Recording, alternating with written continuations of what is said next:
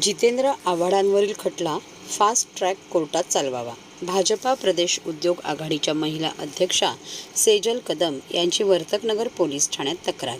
कोट्यवधी हिंदू धर्मीयांचे दैवत प्रभू श्री रामविरोधात अवमानकारक वक्तव्य करणारे राष्ट्रवादी काँग्रेसच्या शरद पवार गटाचे आमदार जितेंद्र आव्हाड यांच्या विरोधात फौजदारी गुन्हा दाखल करून फास्ट ट्रॅक कोर्टात खटला चालवावा अशी मागणी भाजपा प्रदेश उद्योग आघाडीच्या महिला अध्यक्षा सेजल संजय कदम यांनी वर्तकनगर पोलीस ठाण्यात केली आहे. वर्तकनगर पोलीस ठाण्याचे पोलीस निरीक्षक संतोष गायकर यांची भेट घेऊन श्रीमती सेजल कदम यांच्या नेतृत्वाखाली शिष्टमंडळाने शुक्रवारी आव्हाडांविरोधात तक्रार केली, तसेच त्यांच्या अटकेची मागणी केली. या प्रश्नावर उपमुख्यमंत्री देवेंद्र फडणवीस, भाजपाचे प्रदेशाध्यक्ष चंद्रशेखर बावनकुळे यांच्या नेतृत्वाखाली भाजपा उद्योग आघाडीचे प्रदेशाध्यक्ष प्रमोद वाकोडकर यांच्या मार्गदर्शनाखाली आंदोलनाच्या माध्यमातून महाराष्ट्रभर ही मागणी करण्यात येत आहे, असे सौ सेजल कदम यांनी सांगितले. जितेंद्र आव्हाडांनी अशा प्रकारे वक्तव्य करून सर्वच भारतीयवासींचा अपमान केला आहे. आव्हाड यांच्याकडून नेहमी हिंदू देवदेवतांचा अपमान केला जातो. हिंदू धर्माबद्दल अभद्र बोलले जाते. त्यांच्या या कृतीचा निषेध सर्वच स्तरातून होत आहे. आता श्रीराम विरोधात वक्तव्य केल्यामुळे त्यांच्यावर कठोर कारवाई करावी अशी मागणी सौ सेजल संजय कदम यांनी केली. तसेच आव्हाडांना ज्येष्ठ नेते शरद पवार यांनी समज द्यावी असे त्या म्हणाल्या.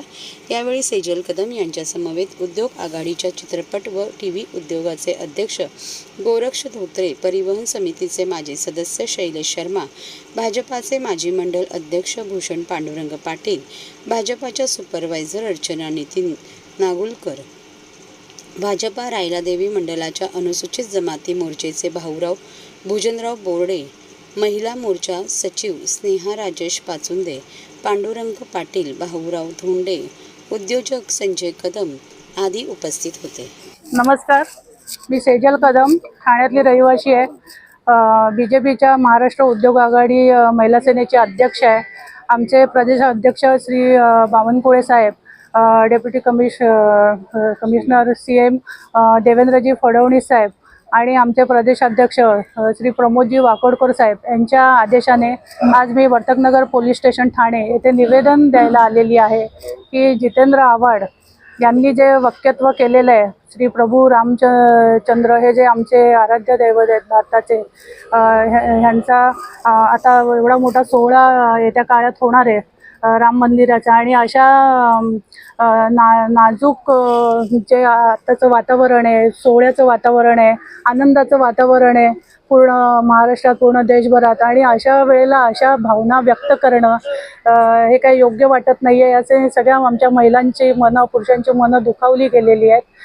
त्यांच्या विरोधात आज निवेदन देऊन त्यांच्यावर फौजदारी गुन्हा दाखल व्हावा अशी मी मागणी करत आहे.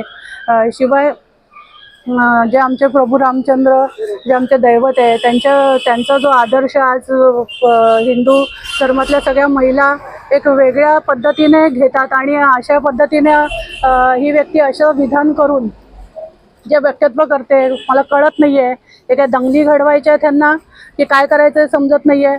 महाविकास आघाडीतले जे हे यांचं सरकार आहे त्याच्यातले श्री आदरणीय शरद पवार साहेब, आदरणीय उद्धव ठाकरे साहेब यांनी ह्या व्यक्तीला थोडीशी समज द्यावी, थोडीशी भाषा शिकवावी, कशी बोलावी, की जेणेकरून येत्या काळामध्ये यांच्या तोंडातनं चांगली विधानं निघतील अशी मी अपेक्षा करते. जय हिंद, जय महाराष्ट्र.